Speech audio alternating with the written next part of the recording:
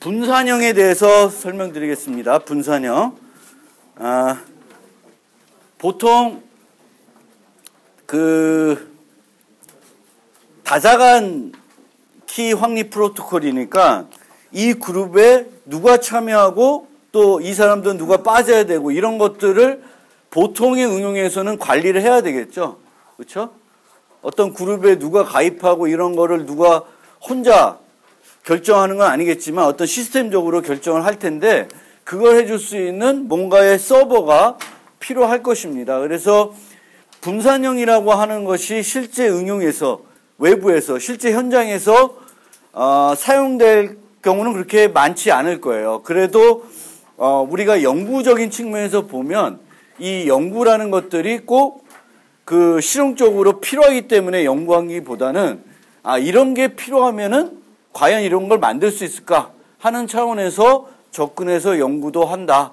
이렇게 좀 이해해 주면 좋겠어요. 그래서 우리가 연구하는 것들이 다 실제 생활에 꼭 필요하거나 많이 사용되기 때문에 연구라는 건 그런 좀 다르다는 거죠. 그래서 그런 측면에서 생각을 해 주시면 좋겠고, 이 분산형은 이 사용자들끼리 DPL만 키 동의 프로토콜을 진행하게 됩니다. 그리고 나서 그 다음에 뭐 U2와 U4가 됐든 U1과 U4가 됐든 양쪽에서 누군가가 또 해서 또 DPL만 하고 또 이졸 4명과 또 누군가가 또 DPL만 해서 이렇게 복잡하로 계속 DPL만을 해가면서 위에까지 가는 거예요. 즉 서버가 이것들을 계산하는 것이 아니라 각 사용자끼리 해서 이걸 계산하고 또 사용자끼리 해서 계산하고 그래서 끝까지 계산하는 그런 방식을 이제 쓰고 있어요. 물론 계산한 다음에 또 그 다음 사람들한테 이걸 또 전달해 줘야 되고 뭐 여러 가지 이제 절차가 필요하겠죠. 하지만 어쨌든 이 사람들은 분산적으로도 가능하다라는 것을 보였습니다. 그러니까 그런 거에 의미가 있다. 그러니까 분산적으로 못하는 건 아니고 우리가 키 동의 프로토콜, 가장 많이 쓰는 DPL만 프로토콜을 써서 이렇게 하면은 어떤 서버를 두지 않고 여기에 참여한 사용자들끼리 프로토콜을 수행해서 이 그룹 키를 확립할 수 있다라는 것을 이제 제안을 했고요. 그것의 의미가 있고, 그 다음에 지금은 카이스트에서 교수하고 있는 김용대라는 교수가 있는데 이분이 이제 박사 과정에서 이제 제안한 어떤 아이디어인데 이분의 아이디어는 뭐 특별한 아이디어는 아니에요. 그래서 다른 사람들이 생각하지 못하는 것들을 이제 생각해내는 그런 것들이 뭐 연구에 있어서 또는 여러분들이 어떤 뭔가를 아이디어를 찾아낼 때 남들이 이걸 어떤 포커싱 하는 부분들이 있어요. 요거를 좀 개선하면 좋겠다라고 생각하는 부분이 있는데 전혀 생각하지 않은 부분에서 어떤 아이디어들이 나올 수 있다는 거예요. 뭐냐 하면은 기존에 우리가 LKH, OFT 이런 것들을 봤었죠. 그러면 거기서 사용자가 추가될 때 이런 그림에서 사용자가 어디로 추가되냐면 단말로 추가가 했어요. 단말로. 근데 이제 단말로 추가가 되면은 트리 높이가 하나 증가를 하게 되죠. 그리고 이제 상호 양쪽으로 줘야 될 정보들이 트리 높이만큼 필요하기 때문에 많아져요. 그런데 이 김용대 교수는 봤더니 트리가 이렇게 완전 트리일 때 여기다가 가입시키는 것이 아니라 루트로 가입시키는 거예요. 루트로 가입시키면은 가입되는 순간에는 여기에 가입되는 것보다 훨씬 필요로 하는 정보의 변경 또 서로 주고받아야 하는 정보가 적다는 것을 제안한 거죠. 그래서 이 아이디어는 굳이 이 분산형에만 적용되는 것이 아니라 기존에 우리가 봤던 LKH나 OFT에서도 쓸 수 있는 아이디어예요. 쓸 수 있는 아이디어다. 그래서 트리가 이런 트리에 있을 때 끝에다가 가입하는 게 아니라 루트에 가입시키는 형태로 하면은 좀 더 효과적이다라는 것을 이 사람이 제안을 했습니다. 그래서 보통은 이게 그냥 뭐 밑에 가입하면 이 가입하는 게 뭐 가입한다고 해서 확장성이 아주 비효율적인 건 아니고 어차피 우리가 지금에 생각하는 것은 트리 높이에 비례하니까 확장성 있다라는 아이디어를 갖고 LKHOFT가 출발했는데 그 LKHOFT에서 봤더니 왜 꼭 굳이 이 밑에로 가입하냐라는 거죠. 그래서 그런 것이 하나의 아이디어가 됐다. 그래서 그런 거를 여러분들이 이렇게 조금 어떤 아이디어를 생각할 때 남들이 이렇게 쉽게 생각하지 못하는 부분, 남들이 보지 않는 부분, 그런 부분들도 한번 볼 수 있는 그런 것들을 좀 키우시면 여러 가지 좋은 아이디어들을 얻어낼 수 있다. 그리고 그렇습니다. 그래서 그거는 그렇게 지나가고 여기에 이제 ICU라는 데는 없어졌죠. 그렇죠? 카이스트로 이제 결합됐었는데 옛날에는 ICU라는 대학원이 있었죠. 정보통신대학원인가? 그 있었습니다. 이제 거기에 있던 외부에서 유학 온 학생인가 봐요. 근데 이 학생이 또 우리가 보지 못했던 그림을 하나 또 봤어요. 뭐냐 하면 여기서부터 이 페릭이 제안할 때는 분산형이니까 여기까지는 당연히 얘 둘이 모여서 계산하려면 키동의 프로토콜을 수행해야 된다는 것인데 이 사람들은 여기까지 해놓고 그 다음 위도 또 이렇게 복잡한 수식의 키동의 프로토콜 DPL만을 써야 된다고 이렇게 제안한 거예요. 그런데 이 친구는 여기까지는 그렇게 해야 되겠지만 요 위부터는 이걸 왜 DPL만을 하냐. DPL만 안 해도 아무 문제가 없다. 그렇게 안 해도 그 분산형으로 할 수 있다라는 것을 또 보였습니다. 즉, 왜 굳이 우리가 끝까지 올라가면서 계속 기계적으로 DPL만 하고 있냐. 그게 DPL만 한다는 건 공개키 연산이고 비용도 많이 들어요. 그래서 여기까지는 분산형이기 때문에 서버가 계산하는 것이 아니라 둘이 모여서 계산해야 되니까 이렇게 하지만 그 다음부터는 굳이 DPL만 할 이유가 없다라는 것을 이제 보였고 심지어 이 사회에서도 굳이 DPL만 할 필요 없고 서로 다른 걸 해도 아무런 문제가 없다. 키 동의 프로토콜이 DPL만 있는 건 아니니까. 그래서 이제 이 김용대라는 교수도 이 페릭이 제안한 거에서 어떤 개선점을 찾을 때 특별히 찾은 게 요 가입하는 위치죠. 남들이 생각 못하는 그런 걸 했는데 이 사람도 기계적으로는 끝까지 계속 DPL만 하는 것을 그냥 그렇게 한 거예요. 그게 뭐 틀렸거나 다르게 할 수 있다는 생각을 못 한 거죠. 그런데 왜 그렇게 하냐에 대한 반문을 우리가 가져볼 수 있는 거지. 그게 연산의 비용이 복잡하고 보기만 해도 짜증나는 시기예요. 그래서 저거를 왜 저렇게 끝까지 해야 되냐라는 것을 우리가 봤을 때는 안 해도 된다라는 것들입니다. 그래서 제가 요 사람 거 그리고 김영대 교수 거를 보여드린 이유는 우리가 어떤 문제를 만났을 때 또는 어떤 것을 봤을 때 남들이 다 문제점으로 지적하는 부분 말고 그렇지 않은 부분에 대해서도 개선할 여지들이 늘 있어요. 이제 그런 것들을 우리가 잘 안 보게 되는 거지. 관심을 거기에 못 갖게 되는 경우가 많이 있습니다. 그래서 그런 것들을 우리가 탈피할 수 있으면 되게 좋은 아이디어들을 얻을 수 있다. 그런 거를 좀 설명드리고 싶고요. 그 다음에 기타 프로토콜이 한 2개가 있는데 요 슈큐얼럭은 그냥 건너뛰겠습니다. 시간 관계상. 그리고 요 기법을 이 기법도 아주 자세히 설명 안 드리는데 요 2003년 요 무렵에서는 모바일 컴퓨팅에 대한 관심도가 높아졌어요.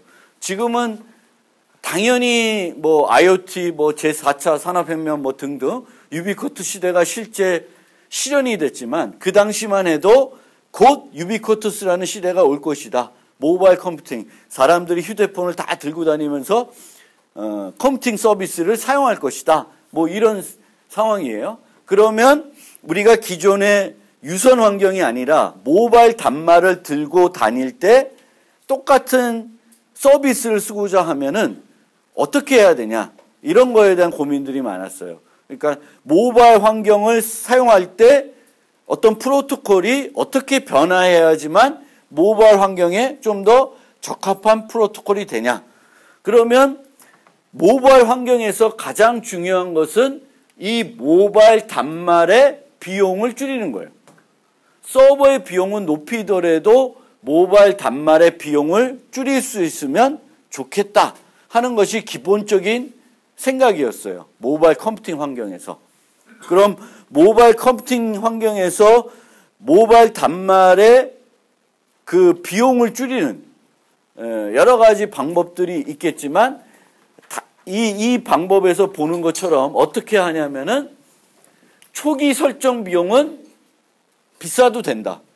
한 번 하는 것이니까. 초기 설정 비용. 그리고 이 초기 설정 비용은 굳이 온라인 상태에서 하지 않는다.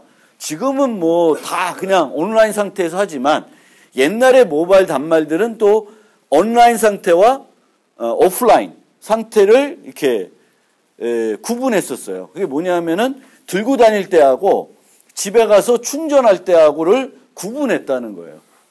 충전해가지고 고정전원을 가지고 있을 때, 그리고 그냥 들고 다닐 때를 구분했어요. 근데 요즘은 뭐 그런 구분을 잘 안 하는데, 그러니까 이런 복잡한 연산은 왜 뭐 이거 할 때 이 꽂아놓고 하시라 뭐 이렇게 많이 하죠. 우리 특히 뭐 컴퓨터 노트북 같은 거 업데이트 할 때 전원이 연결 안 돼 있으면은 뭐 중간에 업데이트하다가 죽을 수 있으니까 꼭 전원 연결하고 하시라고 이렇게 멘트가 나오죠. 그래서 옛날에는 더욱더 이렇게 연산이 비용이 많이 드는 것은 전원을 꼽혀져 있는 상태에서 하라고 했어요. 그러면 이런 복잡한 초기 비용이 드는데 설정 비용이죠. 이때는 전원이 연결된 상태다라고 가정을 합니다. 그래서 여기 때는 비싸도 되더라. 그런데 실제 온라인 상태에서 어떤 연산을 수행할 때는 대단히 효율적이어야 된다. 그래서 초기 비용을 높이는 대신, 그리고 서버의 비용을 높이는 대신에 온라인 상태에서는 비용을 대폭 줄이는 방향으로 프로토콜들을 설계를 하고 있습니다. 그래서 보시면은 얘는 해시 연산 하나, XOR 연산 하나면 그룹 키를 얻을 수가 있습니다. 이 그룹 키를 얻을 때. 뭐 그런 식으로 이제 제한들이 이루어지고 있다.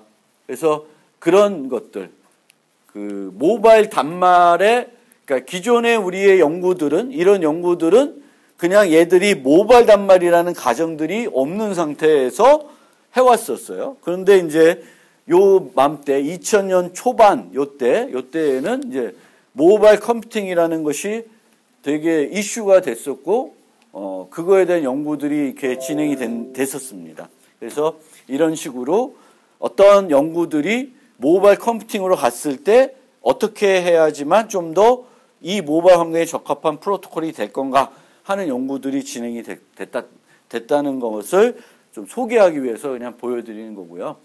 이 내부적인 거 굳이 잘 모르셔도 되겠습니다. 그러니까 모바일 환경에서는 모바일 단말의 비용을 줄이는, 특히 온라인 상태에서 들고 다니면서 우리가 쓸 때 비용을 최소화할 수 있게끔 설계를 하는 그런 시스템으로 가고 있다. 지금은 좀 더 다르겠죠. 그렇지만 이제 여러분들도 어떤 PC에서 돌아가는 서비스랑 모바일에서 돌아가는 서비스, 이런 것들에 대해서는 똑같이 접근하는 것이 아니라 모바일 단말의 전력을 최대한 세이브할 수 있게끔 어떤 서비스들을 만드는 게 필요하다라는 것을 보시면 되겠습니다. 그 다음에 카스에 대해서 좀 소개를 하겠습니다. 카스는 여러분들이 실제적으로 집에서 실제 쓰고 있는 서비스예요. 그러니까 여러분들이 집에서 IPTV나 좀 요즘은 다 없어진 것 같긴 한데 스카이, 위성 그런 것들 할 때 이제 사용이 되는 서비스가 카스입니다. 그래서 유료 방송 환경, 돈을 내야지만 볼 수 있는 거죠. 일반적인 그 공영 방송들은 돈을 안 내도 내 집에다 안테나만 달면 볼 수 있죠. 그런데 이제 그 케이블 TV나 뭐 IPTV나 스카이 TV 뭐 이런 것들은 돈을 내고요. 돈을 내면 여러분들 집에 셋탑 박스라고 하는 것을 설치하게 됩니다. 그리고 이 셋탑 박스에 스마트 카드가 하나 들어가요. 한번 찾아보세요, 집에 가서.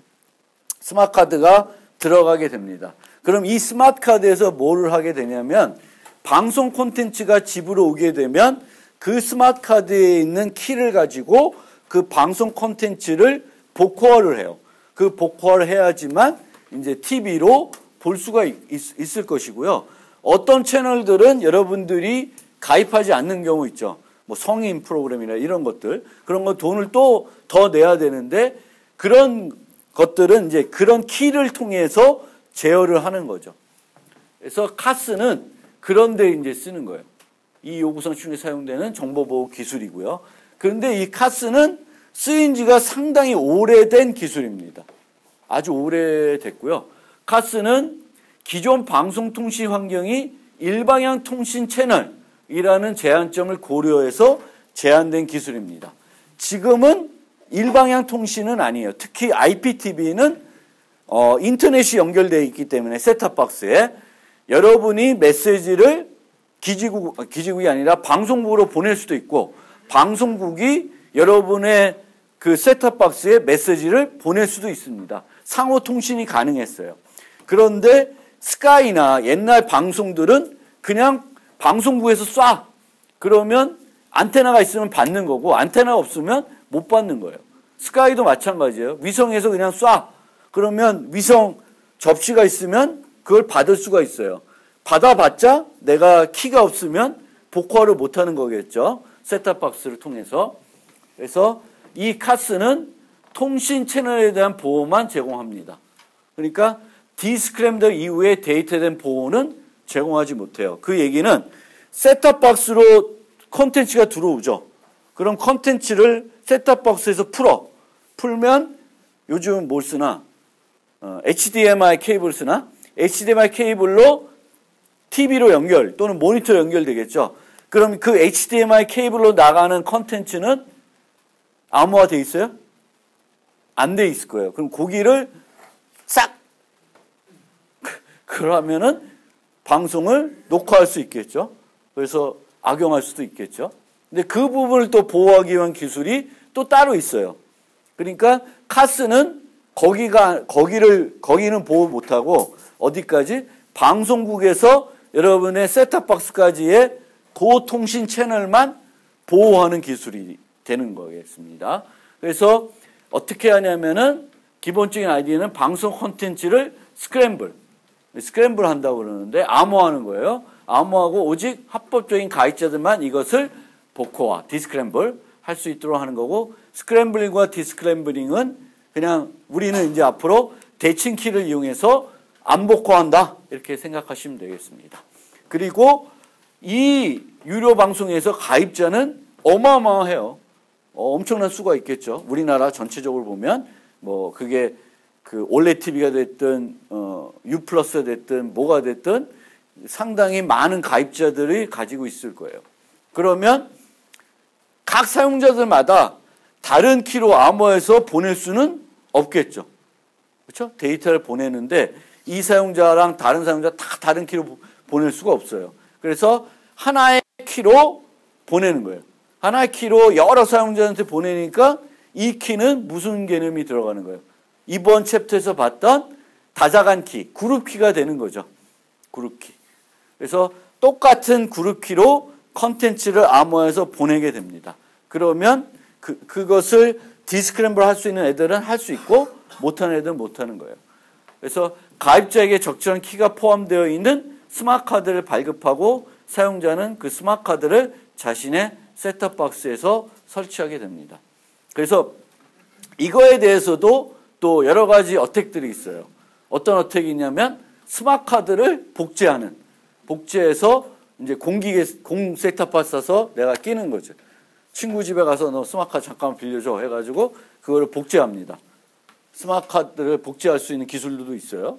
뭐 이렇게 쉽게 접하는 기술은 아니지만 불가능한 기술은 아니고 할 수 있어요. 그럼 복제해가지고 그걸 꽂으면 또 볼 수도 있을 거예요. 그래서 그런 어떤 공격들도 다양하게 존재를 하고 그런 것들을 막기 위한 여러 가지 장치들이 점점 보완되고 있다. 그러면 초점을 카스에 이제 둬서 생각을 해봅시다. 유료 방송과 그룹킥. 그러니까 유료, 돈을 내야지만 보는 곳이에요. 그리고 그것을 볼 수 있도록 하기 위해서 키가 있는 사람 보고 없는 사람 못 보게 하는 거예요.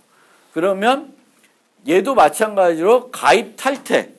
새롭게 U+에 가입하는 사람이 있을 거고 U+에 보다가 끊는 사람이 있겠죠.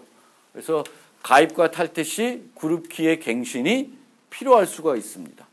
저 친구는 이제 못 보게 해야 되겠죠. 그래서 매번 그룹키를 갱신하는 것은 현실적으로 어려운 측면이 있습니다. 그리고 후방향을 고려하지 않는다고 하여도 전방향 반드시 제공돼야 하기 때문에 탈퇴 시 갱신은 필수적입니다. 그러니까 전방향이라는 건 탈퇴를 하면 더 이상 못 봐야 된다는 거고 후방향은 새로 가입하면 이전 걸 못 봐야 된다는 건데 이 유료 방송들은 보통 실시간 방송들이에요. 그러니까 실시간 방송하고 여러분들이 IPTV에서 중간중간에 VOD 서비스 받는 거하고는 또 달라요. VOD 서비스는 내가 돈을 1,000원 내면은 영화를 한 편 볼 수 있는 거죠. 그렇죠? 그런 거하고는 또 다른 거예요. 그거를 보호하는 기술하고 일반적으로 그냥 뭐 JTB나 뭐 JTBC나 뭐 이런 일반적인 방송, 실시간 방송을 보호하는 거하고는 또 다르다라는 거예요. 그리고 가입자는 또 이 환경을 고려해 보면 가입자는 항상 자신의 기기를 켜놓고 있지 않을 수 있습니다. 그렇기 때문에 그 이전에 살펴봤던 stay less, stay full이라는 개념이 있는데 얘는 stay less한 애가 돼야 되겠죠. 그래서 내가 끄고 있다고 해서 다시 켰더니 나는 이제 앞으로 못 봐. 그러면 안 되겠죠. 그래서 내가 끄고 있던 켜놓고 있던 상관없이 나는 계속 볼 수 있어야 됩니다. 그래서 상태기능, 비상태기능이 필요하고 여러분들이 또 착각하고 있을 수 있는데 모든 채널의 컨텐츠가 항상 집으로 오는 거예요. 내가 지금 특정한 프로를 보고 있다고 해서 그 프로에 있는 컨텐츠만 오고 있는 것이 아니라 내가 IPTV를 통해서 100개 채널 또는 그 IPTV가 300개 채널을 제공한다 그러면 300개 컨텐츠가 늘 내 셋탑박스로 오고 있어요. 그러면 내가 채널을 돌릴 때마다 그걸 보는 거지 내가 채널 돌릴 때마다 나한테 주는 컨텐츠가 바뀌어서 오는 건 아니에요. 항상 내가 300개 채널을 보면 300개 채널이 다 오는 거예요. 그게 다 오지 않으면 채널 돌릴 때마다 엄청난 시간이 소요돼요. 그렇겠죠. 물론 채널 돌릴 때도 약간의 소요가 돼요. 그거는 디스크램블 하는 키가 달라지게 되면 그런 차이가 이제 필요하게 되는데 그거를 뭐 채널 돌리면서 내가 채널을 메시지를 보내고 그 컨텐츠를 또 보내오고 그렇게 하기는 안 된다는 거예요. 그래서 모든 채널 컨텐츠가 항상 다 오는 거다. 그리고 카스, 이 각 업체가 사용한 카스는 자세한 내부 메커니즘은 잘 공개를 하지 않아. 그래서 U+가 쓰는 거, 또 올레드 TV가 쓰는 거는 어떤 것을 쓰는지는 정확하게 공개가 되지 않는데 전반적으로 카스는 이런 식으로 설계되어 있다라는 것은 이제 알려져 있는 거죠. 그래서 그걸 제가 이제 소개를 하는 거고요. 그래서 카스는 3개의 종류의 키를 사용합니다. 첫째는 각 사용자별 마스터 개인 키가 있습니다. 그러니까 여러분들 셋탑박스에 여러분들 각 사용자마다 새로운 공개키 쌍을 생성해서 거기다가 넣어줘요. 이걸 왜 공개키를 쓰냐는 건 좀 의문이 되는데 어쨌든 공개키를 써서 각 사용자의 거기다가 넣어줍니다. 스마트카드에 저장돼서 배포된다. 왜 공개키를 쓰는지는 확실하진 않아요. 뭐 대칭키를 써도 될 텐데 어쨌든 공개키 방식을 써서 저장됩니다. 즉 각 사용자마다 다른 키들을 발급받는다는 거예요. 그래야지만 각 사용자별 어떤 통제를 할 수 있겠죠. 그래서 다른 키를 해요. 그 다음에 AK라는 키가 있는데 채널별 키, 채널별 각 채널마다 다른 키를 사용한다고 생각하시면 되고 이것의 갱신 주기는 몇 주, 되게 길어요. 한 4주, 5주, 한 달 정도는 안 바뀌고 계속 똑같은 키를 쓰게 됩니다. 그 다음에 CW가 있는데 이 CW는 컨텐츠를 스크램블, 디스크램블 할 때 사용되는 키이고요. 이 키는 5초에서 20초 사이로 바뀝니다. 계속 바뀌어요. 48비트 또는 60비트를 써요. 그러니까 48비트, 60비트를 쓰면은 키 길이가 충분히 긴 거예요? 아니에요? 짧은 거죠. 데스가 56비트인데 하루면 다 깨진다 그랬죠. 짧은 거예요. 요즘은 대칭키는 128비트 정도 돼야 된다 그랬어요. 근데 되게 짧아. 짧은데 상관이 없는 건 5에서 20초마다 키가 바뀌기 때문에 그래요. 그럼 이렇게 자주 갱신하는 이유는 뭘까? 가장 중요한 이유는 요거예요. 어차피 계속 전달해 줘야 돼요. 그러니까 언제 킬지 모르죠. 사용자 언제 킬지 모르고 키면 그 컨텐츠를 봐야 되잖아요. 키면 보기 위해서는 지금 구조가 AK가 이걸로 암호화되어 있고 CW가 AK로 암호화되어 있어요. 그러면 어떤 데이터가 오면 내 키로 AK를 얻고 AK로 CW 풀어서 CW로 그 컨텐츠를 디스크램블해서 보는 거예요. 그러니까 이 사용자가 키면 바로 그 채널을 보기 위해서는 CW를 계속 보내줘야 돼. 이 사람 언제 킬지 모르니까 CW를 한 달에 한 번만 바꾼다고 해서 CW를 안 주는 건 아니라는 거지. 다른 사람은 그 CW를 갖고 있을지 몰라도 어떤 특정한 사용자는 언제 킬지 모르니까 계속 줘야 되는 거야. 바뀌지 않더라도. 그럴 바에는 어차피 계속 줘야 되는 거니까 키를 짧게 만들고 그러면 속도가 빨라지겠죠. 빨리 주고 매번 주는 거예요. 그래서 20초마다 CW 바꿔서 스크램블하고 그러니까 요만큼의 프레임을 똑같은 키로 암호해서 보내고 또 그 다음 프레임들을 또 새로운 CW 암호해서 보내고 그런 방식을 쓰게 됩니다. 그래서 어떻게 되냐? 이제 이렇게 보시면 돼요. 그러면 여기가 만약에 뭐 300개, 뭐 100개다 채널이면 100개 채널이 내 셋탑박스로 오는 거예요. 컨텐츠가. 그러면 각 컨텐츠마다 요게 이제 붙어서 와요. 어떤 이만큼의 영상하고 요 앞에 요만큼의 데이터가 같이 오는데 이 데이터가 뭐냐면은 사용자가 N명이에요. N명. N명이면 EMM이 N개가 와요. EMM이 N개다. 이게 뭐냐면은 각 사용자가 N명이 있으면 각 사용자의 공개키가 다 다르죠. 그러면 각 사용자의 공개키로 AW를 암호화해요. 그게 EMM이에요. EMM. 그럼 이 EMM이 사용자 수만큼 필요해요. 사용자 수만큼 필요하고 그 다음에 ECM이 하나 들어가요. ECM은 AC를 CW AC로 암호한 거예요. 그러면 내가 두 번째 사용자다. 그럼 두 번째 사용자는 요 EMM2를 얻어가지고 EMM2를 풀어. 내 개인 키로. 풀면 뭘 얻어? AW를 얻죠. 그럼 이 AW로 ECM을 풀어요. 그럼 CW 얻어요. 그럼 그 CW로 요 영상을 디스크램블 하면서 보는 거예요. 그 다음에 또 새로운 프레임들이 들어오면 이제 똑같은 것을 반복하게 되는데 요 EMM들은 계속 바뀌나요? 안 바뀌어요. 요거는 한 달 정도 안 바뀐다는 거예요. AW는 4주, 5주 정도 안 바뀌고 똑같은 키를 써요. 그러니까 이 데이터는 안 바뀌어. 그럼 내가 한번 AW를 갖고 있으면 AW가 바뀌기 전까지는 이 데이터는 무시해도 돼요. 내가 갖고 있는 AW로 ECM을 푸는 거예요. ECM이 안 풀린다 그러면 바뀌었겠지. 그러면 이걸 갖고 와서 이제 AW를 바꾸고 풀면 돼요. 그래서 이런 식으로 되어 있어요. 그러면 이것의 비용을 한번 생각을 해보세요. 이 비용은 뭐에 비례해?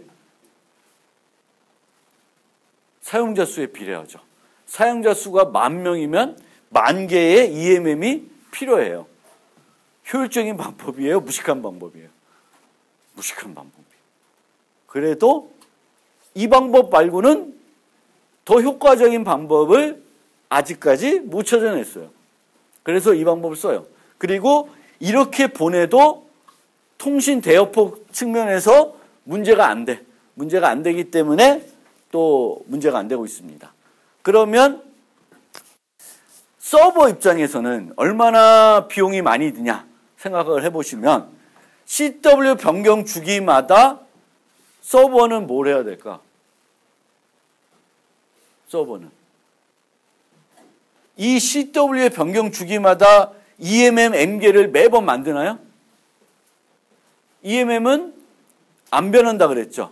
그러니까 서버는 AW 주기 동안에는 EMM을 안 바꿔. 뭐만 바꾸면 돼? 20초마다.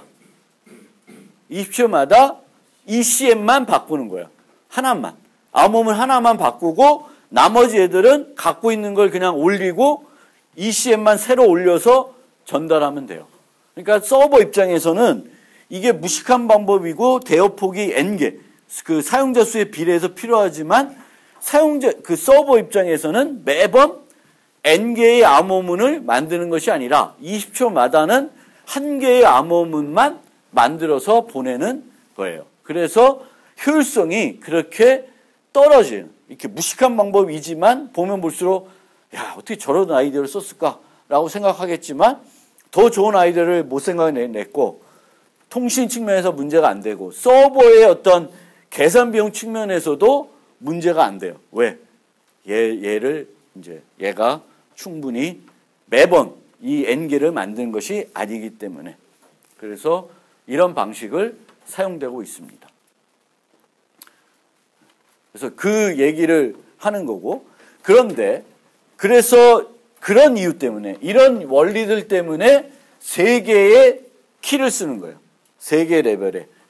그러니까 각 사용자별 개인 키, 채널 키, 그 다음에 컨텐츠를 암호하는 키, 이렇게 3개를 갖고 바뀌는 주기. 사용자의 키는 사용자가 가입하고 탈퇴할 때만 바뀌어. 그렇죠? 그 다음에 AK는 한 달에 한 번 정도 바꿔요. CW는 매 5초, 20초마다 바꿔요. 그렇게 3개의 키를 써요. 최소한 이런 카스 같은 걸 만들려면은 개인 키랑 CW는 필요해요. 요거는 기본이에요. 2개의 키는 기본이에요. 근데 만약에 2개의 키만 쓰면은 20초마다 뭐가 필요한 거야? 20초마다 N개의 암호문을 만들어야 되지. 안 된다는 거예요. 그래서 3개의 키를 쓰는 거예요. 그럼 3개의 키를 쓰는 게 좋아졌으니까 4개, 5개 쓸까? 그렇게 해도 돼요.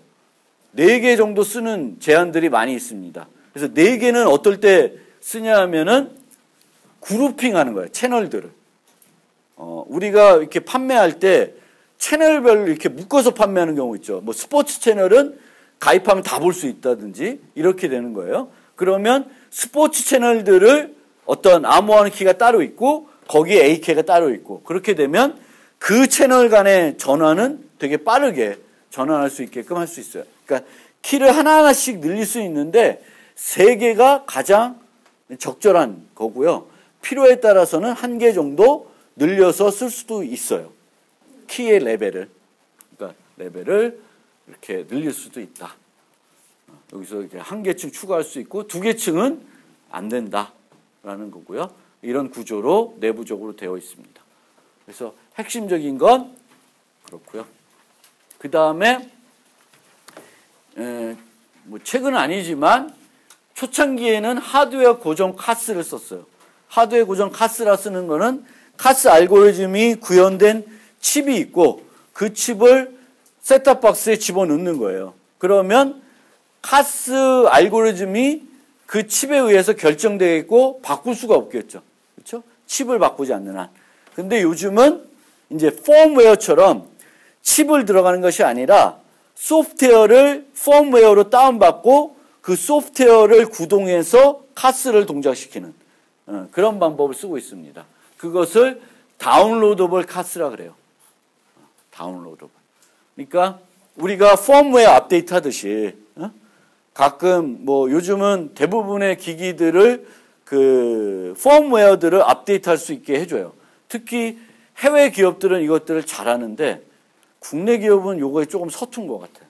아무리 생각해도 내가 집에서 쓰는 것들 우리 와이프가 삼성 TV 만들지만 삼성 TV가 그 펌웨어 업데이트들이 약간 어쨌든 발전할 거로 같은데 다른 것들은 우리가 이제 인터넷 연결하면 펌웨어를 업데이트를 해주죠. 심지어 제가 한 6, 7년 전에 샀던 뭐죠? 영화 보는 DVI-VX 플레이어가 있어요. USB 꽂아서 TV 연결받던 아주 옛날 7년 전. 걔도 요즘 꽂으면 업데이트를 해주더라고. 그래서 최신 포맷을 볼 수 있게. 그게 바람직하죠. 물론 쓰진 않아 이제 거의. 쓰진 않는데 왜냐하면 요즘은 그냥 TV에도 다 돼 있어서 TV에 그냥 꽂으면 TV에 그 DVX 플레이어가 있어서 USB를 TV에다 꽂으면 영화 같은 걸 TV를 통해서 볼 수 있었는데 옛날에는 이제 그게 안 되니까 DVX 플레이어 이런 거 조그만 거 하나 사서 거기 봤었죠. 근데 걔네들조차도 요즘도 다 업데이트를 해주더라고. 그래요.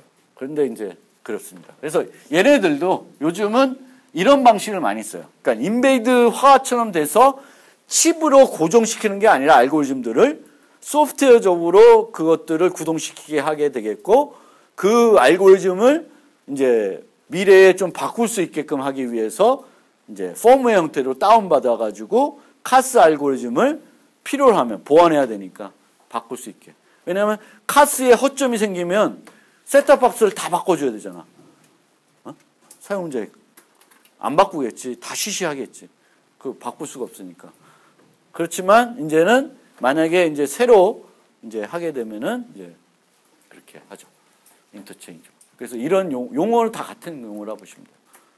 그리고 이제 여기 보시면은 이 카스는 IPTV 이전에 사용됐던 기술이에요. 그러니까 아까 서두에도 말씀드렸듯이 단방향 통신만 할 수 있다라는 기지국에서 그 셋탑박스로는 데이터를 보낼 수 있어도 사용자가 그 방송국에 어떤 데이터를 요청하고 키를 받고 이런 게 안 된다는 거예요.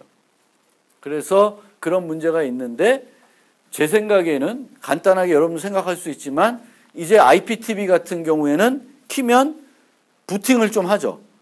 초기 부팅하면서 방송국하고 통신을 해서 이 사용자한테 필요로 하는 키를 주면 되겠고 그러면 켜져 있는 동안에는 뭐 CW만 새로 다 해서 그 앞에 있는 이 부분을 날릴 수도 있을 것 같은데 이제 그렇게는 안 하고 있어요. 모르겠어요.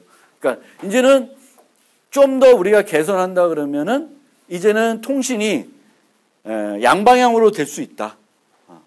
그래서 그 양방향 기술을 좀 이용해 가지고 카스나 이런 실시간 방송들에 대한 보안 뭐 이런 서비스를 우리가 개선할 수 있죠. 당연히 지금은 보면은 IPTV에서 이렇게 인증도 하고 뭐 데이터도 보내죠. 그렇죠? 그래요. 그래서 그런 것들을 할 수가 있습니다. 잠깐 쉬었다.